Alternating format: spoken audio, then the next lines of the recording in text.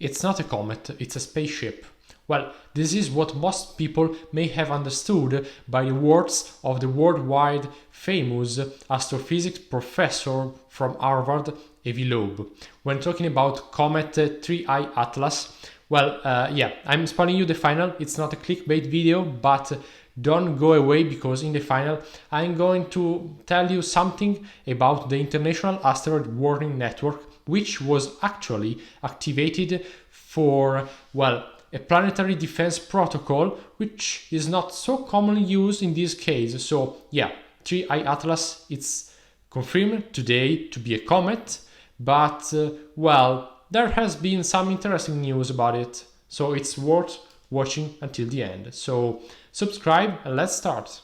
Today we know for sure that this is actually a comet, and the words by astrophysics professor Avi Loeb, well, I repeat, he is a worldwide famous professor from Harvard University, not well, a YouTuber or someone talking on online forums without background or CV or any professional achievement. Well, you can look for him on internet and you can find out how expert he is. Well, his words were actually a mental exercise when talking about 3I Atlas. But today, also after something like 1 month of shutdown in the United States, which involved also one of the, well, most reliable space agency, which is NASA. Well, the shutdown also caused a significant decrease in the communication line from the space agency towards the public. But recently the shutdown concluded. I don't know with which effect, but one of the first things that NASA wanted to communicate through its public outreach was through a press conference, was the fact that it's confirmed, it's sure nowadays that 3I Atlas is a comet. But so let's talk about its real nature through observation via multiple telescopes, most of them space telescopes, which involved among them Hubble and the James Webb Space Telescope. Indeed, as you may have understood, also if you are familiar with this kind of observation, maybe you are already following the SpaceInfo Club platform, and if you are not, well, subscribe first of all to the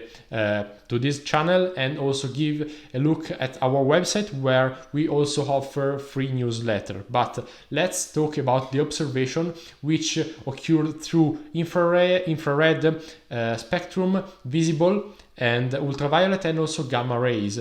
So you can see here an image taken in from well, through multiple observation.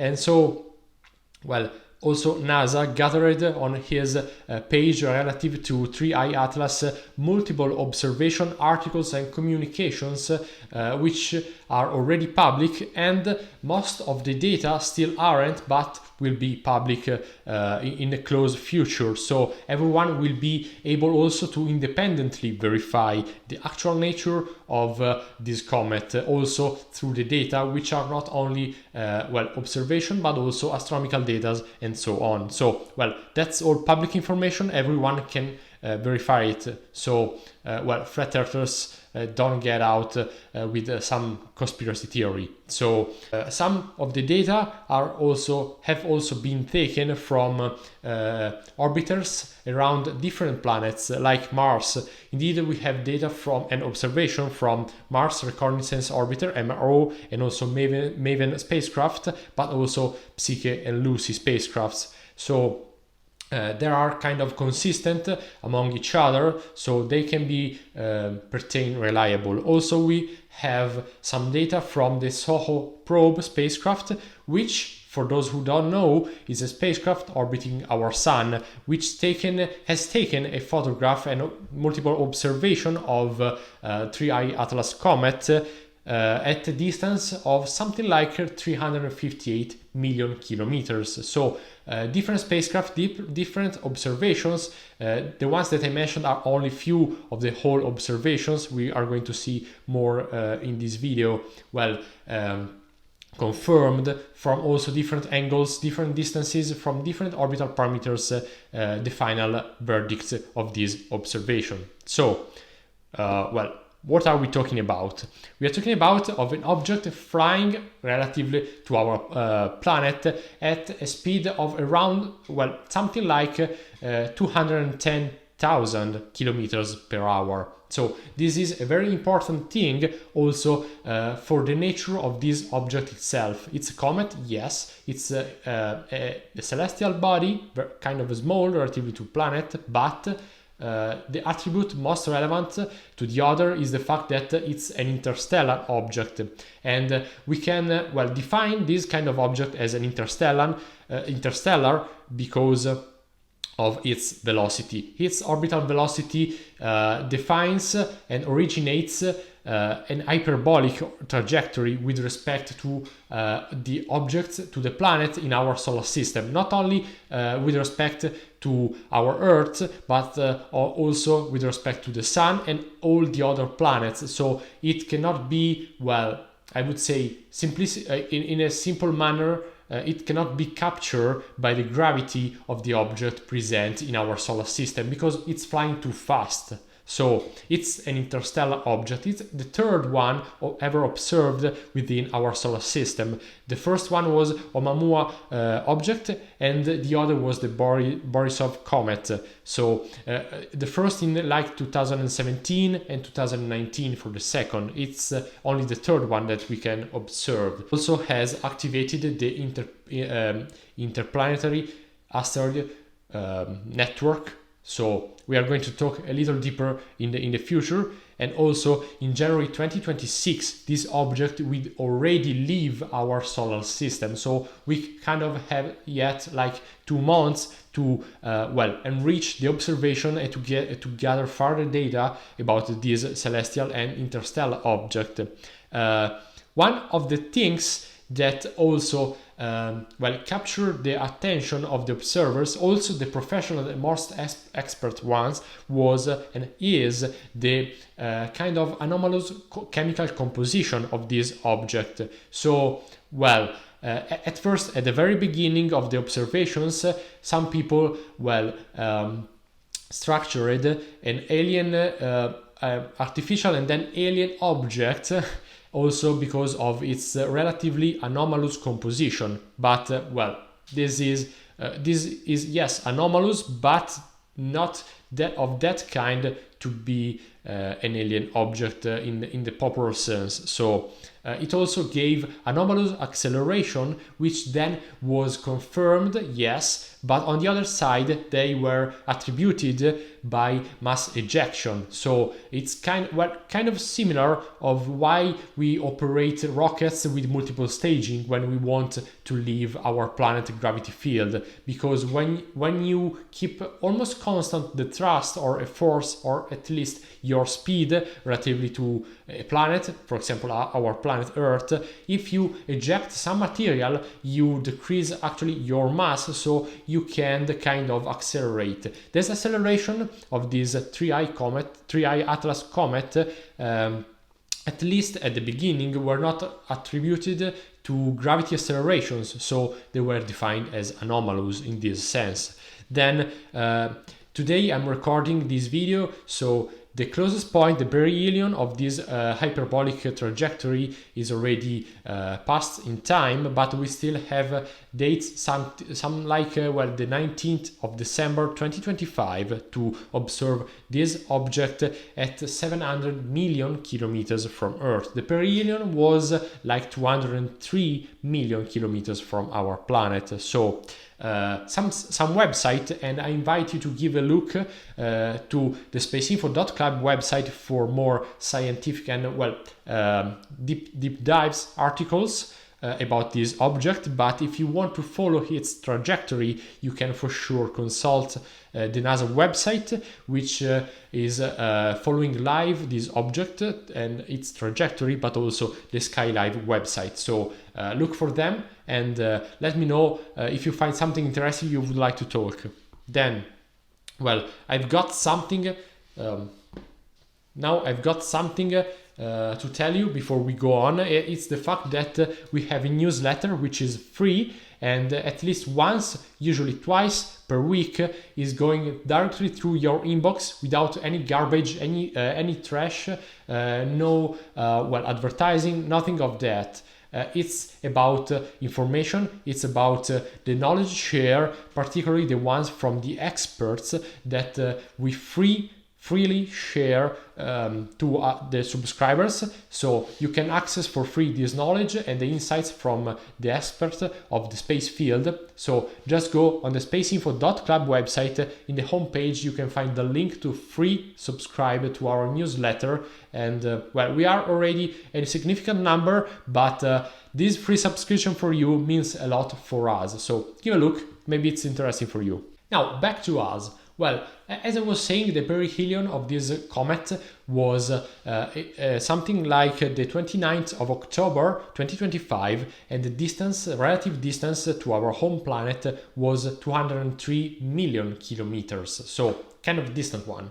But to be fair, there is another anomalous condition that, at least at the beginning, alarmed also the most experts people in this field, and it was a kind of anomalous phenomenon. Well, it's actually anomalous because not all the comments, quite a few actually present this kind of thing. I'm talking about the anti-tail phenomenon. What's an anti-tail? Well, we are all used to look at comets, particularly the visible ones in the sky, and they can be, discerned because of the fact that they have what is defined as a tail. So something, some sort of material, usually ice, it's usually also water ice or dust, which is ejected from the main body, the main block of ice, main block of rock, or generally speaking the main body,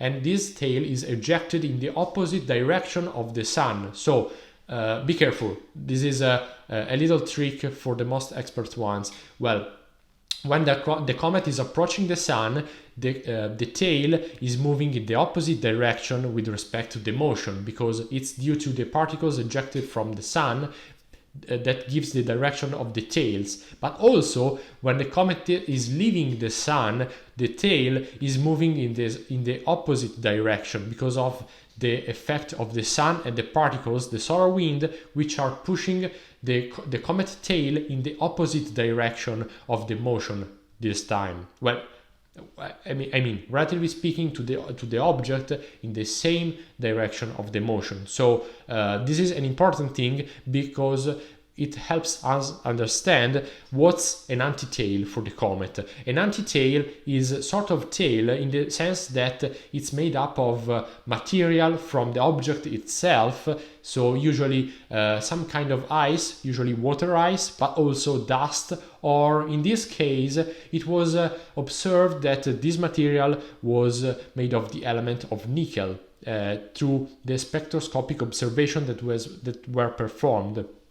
This material was ejected from the body but was moving in the opposite direction of the main tail. This is kind of a particular effect, a particular phenomenon that is pertained to be due to the fact that the solar interaction with the body, in particular the radiation, scattered this material from the body, and this was sort of a cometary geyser which caused the material to be ejected from the comet. This is sort of particular thing, but while being this anomalous, for sure it's not attributable to an alien object, it's still a comet. Now let's stop talking about alien object. I think that the evidences that I brought you, which are not mine for sure, but are gathered from the scientific community, are enough to let you understand also for the most skeptical ones the fact that this is actually a comet, which became, since we are talking about the interaction of the sun, became visible, in particular its interaction with our main star, the sun, something like 3.8, almost 4 astronomical units from the sun. So around the sphere of influence of Jupiter. And also this was at the beginning one of the suspect facts that made also the expert suspect the fact that this was at least a particular object coming from an unusual location of our solar system, because it was observed to be close to Jupiter, Mars, Earth for sure, and also Venus. But this was due to the fact that it has a hyperbolic trajectory which came closer to this planet. Then also thanks to the James Webb Space Telescope, which performed infrared observation, it's thanks to this telescope that we were able to determine more deeply its chemical composition. And also besides the elements that I already mentioned, there is an interesting thing which is already and also kind of anomalous. It's the fact that its composition and its ratio between CO2, so carbon dioxide, and water was around 8. So carbon dioxide is 8 times the quantity of water. This is one of the highest ratio ever observed, and this makes us understand the fact that this object formed in a region of another kind of solar system, something like that,